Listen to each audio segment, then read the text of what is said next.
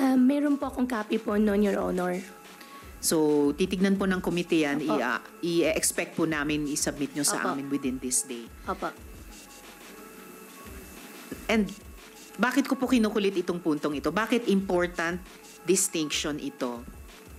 Kasi yung mga incorporators, co-incorporators nyo sa Baofu ay akusado at convicted ng criminal activities sa pinakamalaking money laundering operation sa kasaysayan ng Singapore. Ito po yun.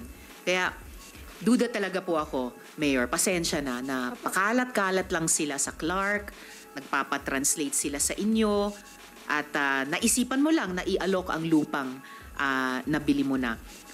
What it really looks like to me ay Baofu was deliberately formed by you and individuals involved in money laundering and other criminal activities